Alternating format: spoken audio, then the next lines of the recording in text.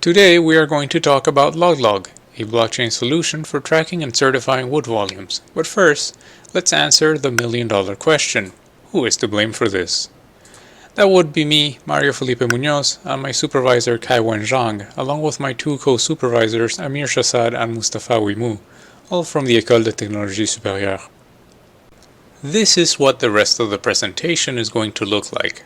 First, I'll provide a quick overview of what LogLog is and what it does, and then I'll move on to explain the motivations of our research and its goals. I'll provide a brief summary of what the Chain of Custody standard is, and then we'll go over some related works. I'll then move on to explain how integrating a blockchain system into the Chain of Custody standard has a set of benefits as well as some problems. After that, I'll talk about the key components of LogLog, and then I'll provide a brief use case walkthrough. Finally, I'll share with you the results of our research and some of the key takeaways. I'll begin our brief summary by explaining the name of our system. We chose the name LogLog because it is self-explanatory. After all, it is a log of logs, or in other words, it is a record of wood volumes. What makes LogLog so different from similar solutions is that all of the metadata associated with the wood volumes is stored on-chain. We do not take a two-database approach. I know you're probably thinking, Mario, that's madness, the gas costs are going to be exorbitant, and you'll be partly right. But there is at least some method to the madness, as the rest of this presentation will hopefully show. Our contributions are as follows. First, we present an accurate implementation of the Chain of Custody standard using fully on-chain smart contracts. Then we have our results, which show the viability of this approach in terms of gas costs. Finally, note that we developed two different prototypes, one following the ERC 721 standard and one following ERC 1155. Both prototypes were written in Solidity and deployed on an Ethereum environment. We could have used a private blockchain and not have to deal with gas costs, but Ethereum has some rigorous tokenization libraries, namely from OpenZeppelin, that we wanted to take advantage of to speed up development. Picking Ethereum also let us use Truffle Suite to deploy our contract and run our tests, which is a very convenient set of tools for smart contract development. Now let's explain why we developed LogLog in the first place. It may come as a surprise to some of you, but illegal timber is actually a very lucrative business. Lucrative enough that it has become a serious concern for Interpol, who gauged that the yearly economic impact from this kind of criminal activity is roughly $152 billion US. In order to combat this problem, people have come up with a number of standards to determine whether or not a wood volume comes from a sustainably managed forest. And when it comes to North America, the single most respected certification body is probably the Forest Certification Council, which is coincidentally responsible for the Chain of Custody certification, which we use in our prototypes. Let's quickly review what the Chain of Custody is. As its name implies, the Chain of Custody is concerned with maintaining the ownership records of all wood volumes in circulation throughout the supply chain. In other words, FFC entities have to keep track of whom they purchase their wood from and to whom it is being sold. This diagram illustrates the typical supply chain in the forestry context. You'll notice that the FFC entities, marked in green, can interact not only with each other, but also with non-FFC entities at any point throughout the supply chain. As it is being presented right now, it seems like a very simple and straightforward process. However, it does suffer from some shortcomings. This is the first set of problems with the Chain of Custody. It relies heavily on the integrity of its certification bodies and FFC entities. Certification bodies really act as trusted third parties because we trust them to do their jobs as auditors not only competently, but also in a way that is morally reprehensible. Of course, we all know that this is often not the case because bribes exist. On the other hand, FFC entities have quite a few conflicts of interest of their own because although they signed up for this fancy certification, it is often more profitable not to abide to any of it. This is another problem with the Chain of Custody. What you are looking at is the matrix that is used to determine the FFC label associated with a wood volume after it is processed. There are 8 FFC categories in total, ranging from FFC 100% to FFC controlled wood. which is used for wood that is not FFC certified at all. Recycled materials handle somewhat differently from non-recycled materials and have their own categories to reflect that. There are two main things to notice here. One is that it is not possible to simplify the table any further to make determining an output easier. The second one is that this is a two-dimensional matrix. This means that if we have a list of inputs of a length greater than 2, then this operation has to be applied recursively until all inputs are processed. You can probably imagine how tedious and error-prone it is to process a 10-input transformation manually, even with this chart in hand. Naturally, automating this operation is one of the features of our smart contract. You may also want to pay attention to the two seemingly harmless categories called FFC percentage and FFC credit. I'll be giving a short explanation on what those are, why they are used, and how they are calculated later, because they have an impact on gas costs. If we were to formally describe the rest of the issues with the chain of custody as it exists today, the resulting list may look somewhat like this. The COC has a limited ability to monitor transactions within the supply chain because every transaction must be accounted for manually. It also has a limited ability to share information because the creators and the custodians of all documents have every reason to falsify their records. Moreover, FFC certified members may have vastly different organizational structures and different roles and responsibilities associated with record keeping, which makes standardization more difficult. Finally, not all members follow FFC regulation to the same degree. Now, let's talk about previous work that has been done when it comes to blockchain and forestry certification standards. These two papers are representative of the two main categories of papers we encountered during our research. The one on top examines the shortcomings of current forestry certification standards and lists all the reasons why they want to incorporate blockchain technology, but they do not offer an implementation. The one at the bottom provides an implementation, but it does not follow any particular standard, and, unlike LogLog, it keeps all the metadata off-chain. All the papers we found would fit neatly into either category, so to make our research more relevant, we decided to present an implementation based on a specific forestry certification standard that was also entirely on-chain. So what does our take on a blockchain of custody look like? To start with, I came up with an acronym to summarize the benefits of using LogLog for certification purposes. By sheer luck, it also happens to coincide with what FFC entities can do with their paper records after switching to the new system. The acronym in question is RIPIT. It stands for Record Digitization, Increased Traceability, Process Verification, Increased Transparency, and Transactional Non-Repudiation. Obviously, it's not all sunshine, lollipops, and rainbows.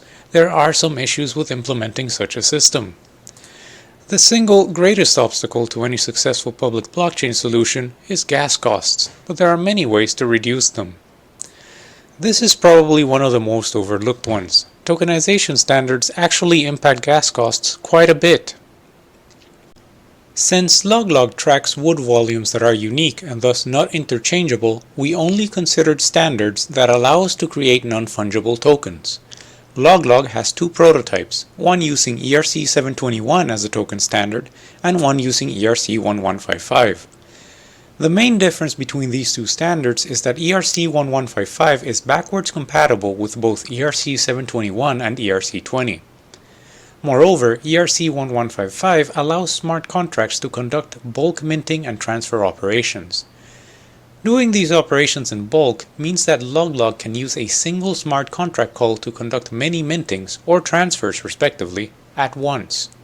This helps tremendously with gas costs. The other and perhaps most common way to reduce gas costs is to store all metadata off-chain. This works remarkably well, but it isn't a silver bullet. There are some trade-offs with choosing to place data off-chain. First, traceability can suffer because the blockchain can only tell that a change took place in a file, but not necessarily when or how the file was changed. On the other hand, Availability also suffers because now we are dependent on more databases that all have to be operational in order for the system to work. Finally, informational integrity is not as strong because off-chain files are much more easily modified than on-chain files, and if they weren't, then we wouldn't be gaining much from putting them off-chain. Now, let's talk about the key components of LogLog. First, there's the wood token. Each wood token is a non-fungible token that represents a wood volume. Every wood token stores the full history of every location its corresponding wood volume has been stored in, as well as the list of all current and previous owners of the wood volume. It also has the current FFC classification of the volume, like FFC 100%, as well as the product label and, of course, the size of the volume that is being tracked. We can think of this size as how many cores of wood are being represented by this token. Next, there are recipes. Recipes dictate how any 2 or more wood tokens can be transformed and what the output of such a transformation is. Recipes contain the input product types, like tables, sawdust, etc., the output product type, and the efficiency factor, which accounts for volumetric losses in the transformation process. Now that you know what wood tokens and recipes are, I can explain how wood tokens are transformed. The first step is input validation. We have to make sure that the recipe input list is being followed to the letter. After all, if we are making a chair, we should not be using any sawdust as an input. Then we have to check that the account triggering the operation actually owns the wood token. Unauthorized access prevents execution. We also have to verify that the wood volumes are stored in the same location, otherwise it would not make any sense to be transforming them together. Finally, we have to check that the wood tokens used represent a large enough amount of wood to carry out the request. Once input validation is over, we have to determine the FFC category of the output using the FFC matrix described earlier. We then have to calculate the adequate FFC percentage for the final volume, or how much of the final volume is going to be FFC credited, depending on the final FFC category. Once that's done, we can find out the volume of the output, or outputs depending on the circumstances. At the very end, we mint 1 or more new tokens that can then be stored, transferred, or further transformed as needed. The key thing to note here is that transforming a token is a complicated and expensive process because there is so much being automated. With all that out of the way, I will now go through an example scenario where LogLog is used. Let's begin at the forest. Suppose that forest has some maple trees. As soon as those trees are harvested, a wood token is created. Let's call that wood token WT1. When the forest transfers that volume of harvested trees to a lumber mill, so too is WT1 transferred to that mill. Prior to processing anything, the lumber mill has to make some recipes, one for each type of transformation that takes place in their mill. In this case, they have a recipe for turning logs into beams and another one for turning logs into planks. They use these recipes when WT1 is transformed to create 2 new tokens, WT2, which represents beams made out of WT1, and WT3, which represents planks made out of WT1. The lumber mill transfers WT2 and WT3 to a factory. Just like before, the factory makes a recipe to describe how beams and planks get turned into tables. We call this recipe R3. The factory uses R3 to transform WT2 and WT3 into a new token that represents wooden tables, named WT4. You'll notice that wood tokens can be split and merged as needed, and also that tokens can be traced back all the way to their origin through inheritance. With this in mind, let's take a look at what it costs to mint and transfer a token. Like I said before, tokenization standards have a much larger impact on gas costs than most people tend to believe. Just by switching from ERC 721 to ERC 1155, we can get gas savings as large as 35% without any further optimizations. And believe me, these 2 prototypes can still be further optimized. Here is a very rough estimate of exactly how much these prototypes cost to run on a per operation basis. Common operation costs are written in bold. Granted, the gas prices are high compared to an off-chain system, but in our full paper we made an estimate of how much it would cost to run this type of system on a yearly basis, and the costs are actually on par with current FFC certification costs, and sometimes much cheaper depending on the type of factory. This graph illustrates one of the factors that affect the yearly operating costs. It shows, among other things, the total cost of conducting various types of transformations in our ERC1155 prototype. As shown previously, this is the most expensive recurring operation, so we have to be mindful of its performance. Under normal circumstances, we expect transformations to have between 2 and 5 inputs, and leaning heavily towards the lower end of that spectrum. More importantly, you'll notice that there is a constant gap between the costs of transforming a wood volume labeled as FFC credit as opposed to one labeled FFC percentage. This gap was not created due to strictly technical reasons, but rather because of legislative ones. You see, when transforming an FFC credit volume, there will always be some part of it that cannot be labeled as FFC certified. Let's call that part excess wood. FFC regulation specifies that excess wood has to be labeled as FFC controlled wood and clearly separated from every other volume. For our intents and purposes, that means we have to create at least 2 tokens, one that is FFC credited and an extra token to represent that excess wood. Thus, the gap shown in the previous graph corresponds to the costs of minting a single token. With that in mind, the costs of running the system depend not only on which operations one uses the most, but also on what FFC categories one uses the most. Here is a concrete example. An FFC forest only has to mint and transfer FFC 100% wood volumes. It does not transform any volumes. That means its yearly costs are going to be well under half as much as those from a lumber mill of similar scale. However, even 2 lumber mills of similar size could have considerable differences in their yearly gas costs if one of them predominantly uses FFC credit volumes and the other one uses FFC percentage volumes. Believe it or not, this might actually be enticing to the FFC because their FFC credit label is only offered to allow factories that have not heavily invested in FFC certified inventories to transition into using FFC percentage volumes more heavily. So this is a bit of an extra incentive for newly joined FFC members to bite the bullet and transact exclusively with FFC certified volumes. Finally, let's talk about the big takeaways from our research. First, keeping a lot of information on chain is not necessarily as crazy as it sounds, at least as long as certain requirements are met. Namely, transactions have to be very large in terms of represented volumes and not very frequent. It also helps a lot when there is a decent latency leeway. In our case, even a 24-hour delay was acceptable, but the system, of course, runs much faster than that. This is actually one of the more obvious optimizations we could consider.